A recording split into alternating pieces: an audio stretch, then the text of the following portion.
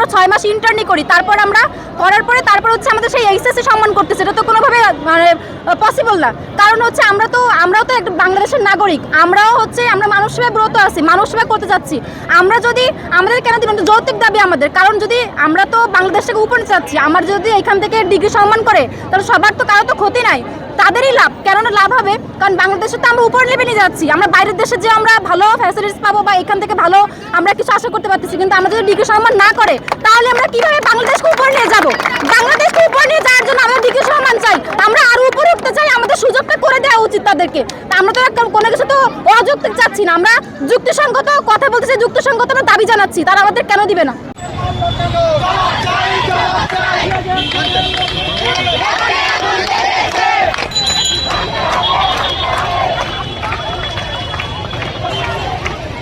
আপনারা দেখছেন যে Bangladesh diploma student nurses union কর্তৃক গতকালকে সারা বাংলাদেশে একটা প্রেস বিজ্ঞপ্তি দেওয়া হয়েছে।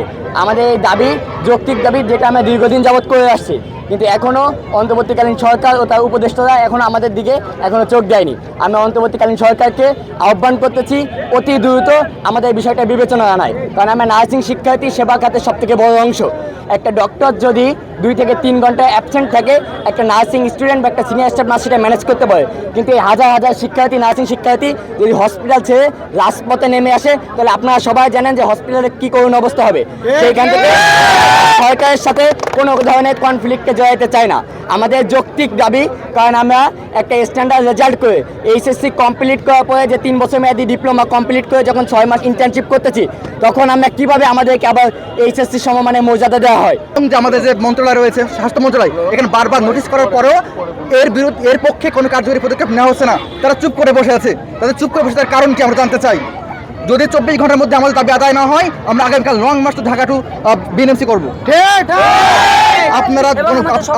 আপনারা গণমাধ্যম, আপনারা রাষ্ট্রের চতুর্থ স্তর, ডিগ্রি সমমান যারা এখন ডিগ্রিতে আছে বর্তমানে, তারাও তো 3 বছর কোর্স করতেছে এইচএসসি পাস করার পরে। আমরা এইচএসসি পাস করার পরে 3 বছর ডিপ্লোমা কোর্স করতেছি, তাহলে আমরা কেন ডিগ্রি সমমান পাবো না? আমাদের এই দাবি কেন অযৌক্তিক মনে হচ্ছে তাদের কাছে? আমরা একটা যৌক্তিক দাবি নিয়ে আগামীকাল আমরা বিএনএমসি ঘেরাও করেছিলাম, সেখানে তো আমরা কারোর উপরে অতর্কিত হামলা করিনি, তাহলে কেন পুলিশ ভাইরা আমাদের ভাইয়ের উপরে অতর্কিত হামলা চালাবে? হ্যালো,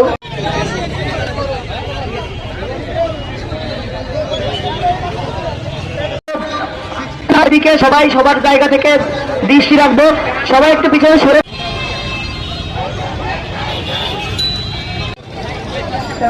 খাতাগুলো যদি সবাই